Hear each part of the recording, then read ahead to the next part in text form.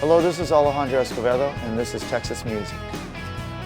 Hello, this is Stoney LaRue, and this is Texas Music.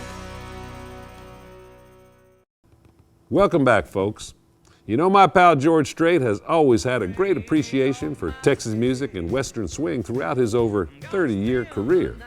His smooth vocal delivery on both traditional and contemporary country is one of the many reasons why he is now known as the King of Country Music and a Texas legend.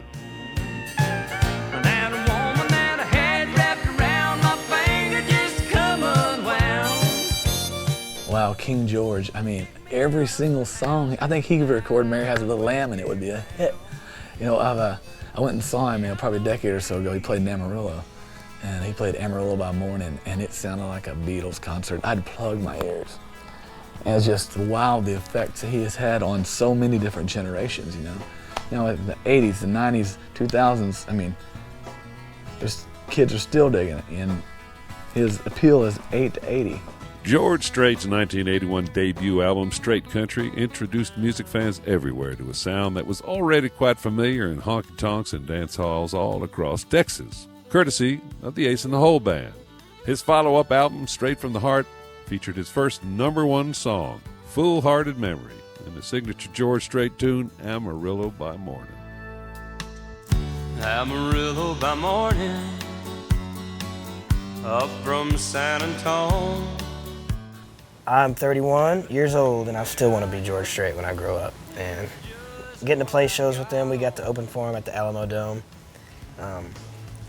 It not only made my day, I think it made my entire family's day. I mean, just my parents were there, in-laws. It was just a dream come true. Can't believe this is really happening. You know, pinch yourself kind of stuff. And so we get to, play golf with George Strait. He's played with him twice. I played with him once. And not that I could beat George Strait at golf, but I thought, do you beat him if you can beat him? Yeah.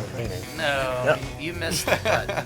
It's really neat to be playing your guitar in front of a dance hall packed full of people, and then you look down at where you're singing and realize that, wow, George Strait and the Ace and the Hole Band used to play on this very stage for 6 or 7 years back in the day.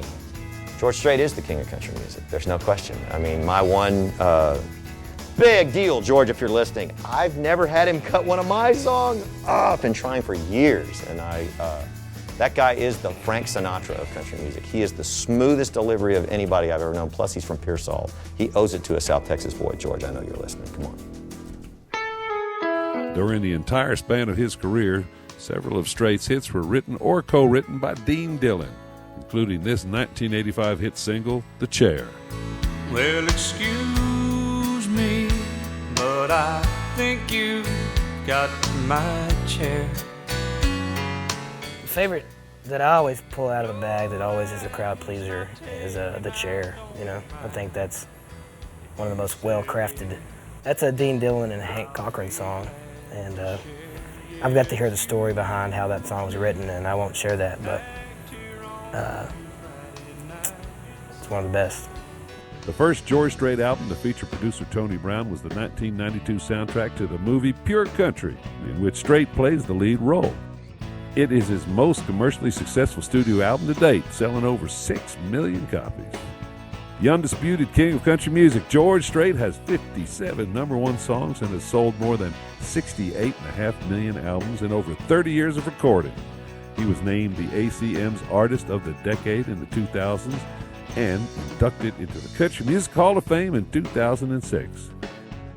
Not very often one of those kind of entertainers come along where people just relate with them so well. And whatever it is, George has got it.